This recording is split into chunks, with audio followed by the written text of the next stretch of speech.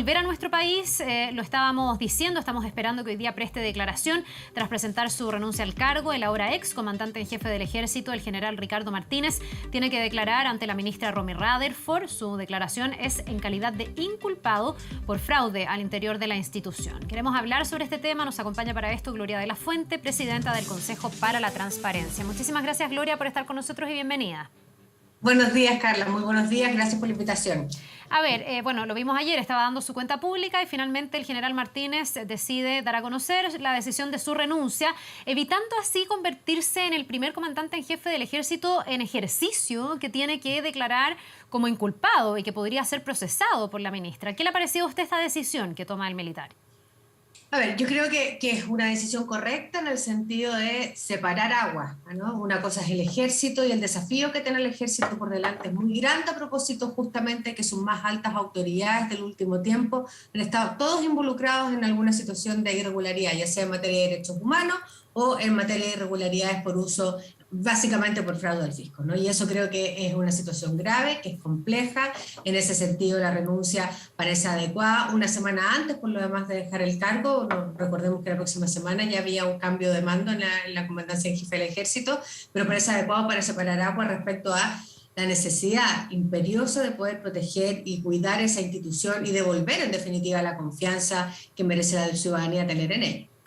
Bien, vamos a ver lo que pasa con esta declaración. Yo me imagino que dentro de las consideraciones del general Martínez está el poder hacer la separación entre aquellos que están cuestionados. Él insiste en su inocencia, se desmarca de los anteriores comandantes en jefes que cada uno tiene en esta misma arista, derivadas de los gastos reservados, alguna imputación y alguna acusación, pero en el fondo quiere separar a la institución del ejército del rol personal de cada una de estas personas que han estado a la cabeza. ¿Se puede hacer esa diferenciación? Porque es cierto que al final lo que se pone en cuestionamiento es la institución completa. Es un ejército que está bastante devaluado, bastante golpeado en su prestigio. Absolutamente, por eso digo que creo que el desafío que tiene el próximo comandante en jefe del ejército es enorme, a propósito de que no se trata de un caso aislado en particular, se trata de todos los comandantes en jefe del ejército desde el año 90 en adelante involucrados en alguna situación de irregularidad, decíamos, o encausados o procesados por temas de derechos humanos. Entonces, es una situación grave. Evidentemente, cuando se golpea además a la primera autoridad, una institución, obviamente lo que se perjudica también a la institución. Y en ese sentido, mal menor, digamos, efectivamente la renuncia parece ser una buena decisión en medio de esta muy mala noticia para el país, ¿no? Pero creo que el general Iturriaga, que va a ser el que va a subir la próxima semana, tiene por lo mismo una labor importante que cumplir. Ahora, yo creo que ahí, más bien la pregunta que hay que hacerse, que va más allá de la cosa coyuntural, ¿no?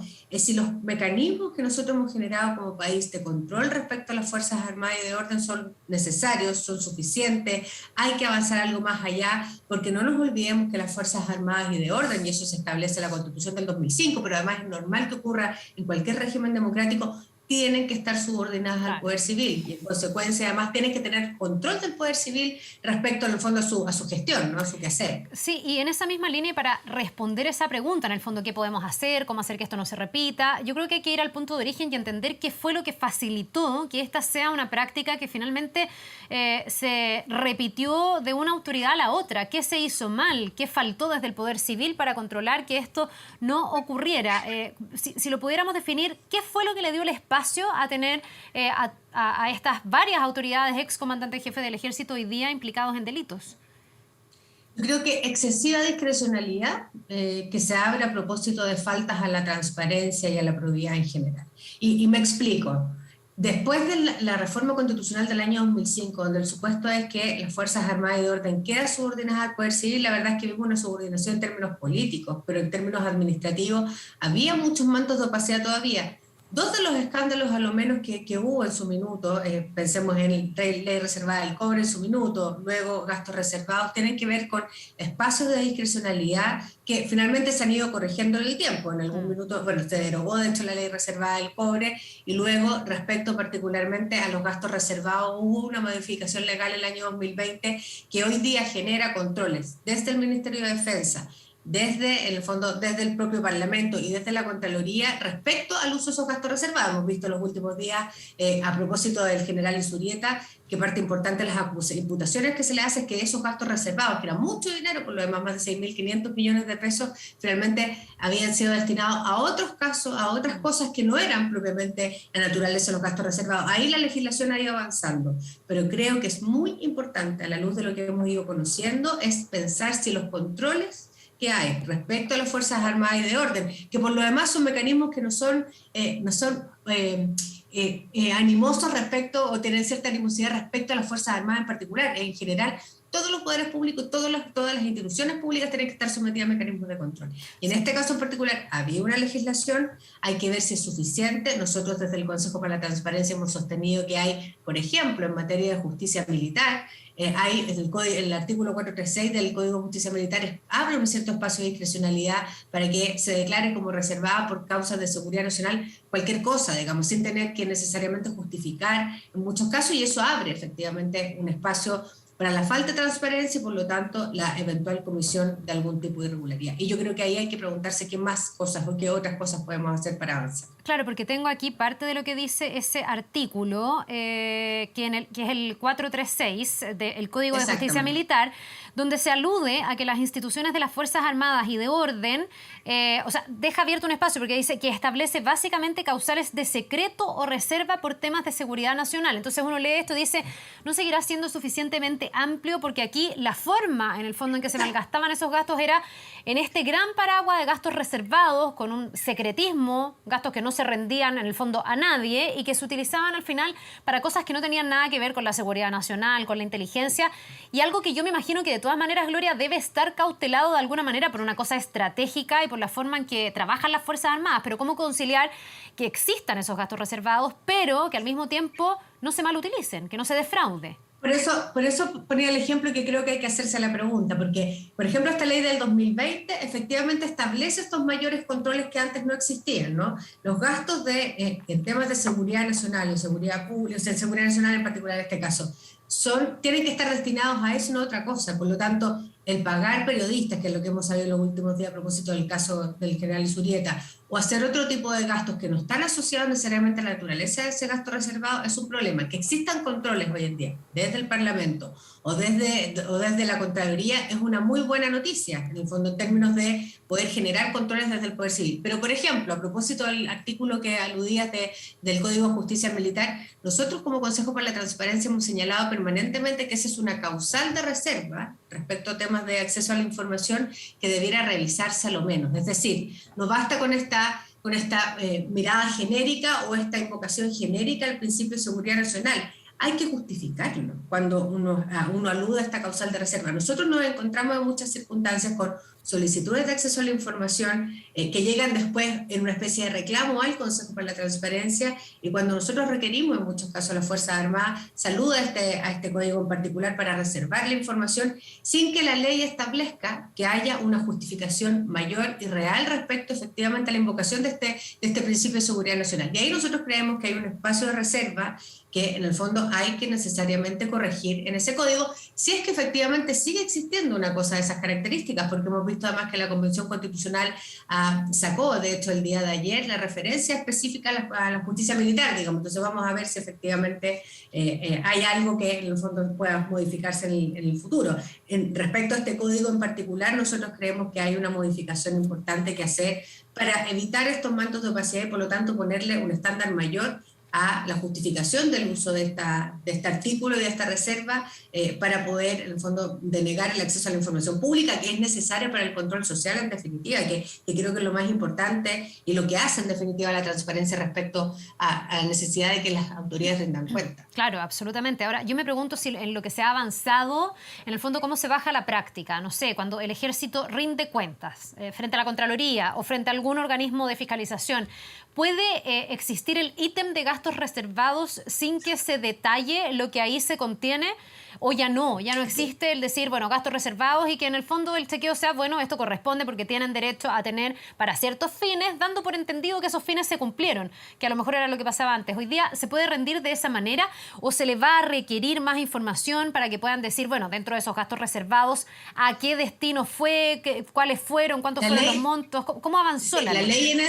La ley en eso es muy explícita en el año 2020. Se considera gastos reservados estos gastos que están asociados específicamente a los temas de seguridad, por lo tanto, temas como pagar viaje, que no se justifiquen en esa causal, o ir y pagar, no sé, este vínculo con periodistas que se señalaba hace un par de días atrás, es algo que no existe. En la práctica hoy en día eso no está permitido porque la ley en eso es muy explícita respecto a las actividades que tienen que ver propiamente con la seguridad nacional. Y luego, esa rendición de gastos, esa rendición de cuentas tiene que hacerse ante esta autoridad, en el caso de la Cámara de Diputados frente a la Comisión que ve los temas de inteligencia, frente a la Contraloría del propio Contralor General de la República y además un control que se establece en el Ministerio de Defensa. Entonces, hay un triple control, diríamos, que permite efectivamente tener que avanzar un poco más allá respecto a lo que existía antes. Si es suficiente ese control, si debiéramos, en el fondo, si debiera, por ejemplo, haber una fiscalización mayor, yo creo que son preguntas que vale la pena hacerse, todas las modificaciones legales que se puede hacer una vez que las normas se ponen en la práctica para poder mejorar aquella política pública son una buena noticia. Por lo pronto, hoy en día, y creo que eso es lo que es rescatable, existen mecanismos de control, digo, desde el año 2020, que no existían antes, y justamente de manera reactiva a propósito de los escándalos que hemos visto en los últimos años.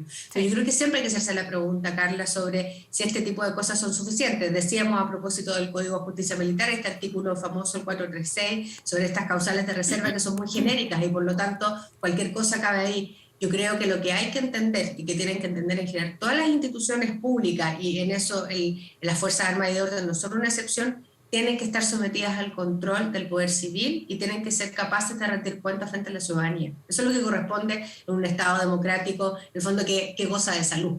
Sí, usted tangencialmente, Gloria, aludió a la Convención Constitucional. Lo que me decía era que en el fondo se estaba discutiendo los sistemas de justicia y por lo tanto sí, puede ser que finalmente terminemos sin esta coexistencia de la justicia militar con la justicia ordinaria, la justicia civil, y por lo tanto ahí quedaría obsoleto este artículo del que estamos hablando y estas disposiciones, y me imagino entrarían a regir otras.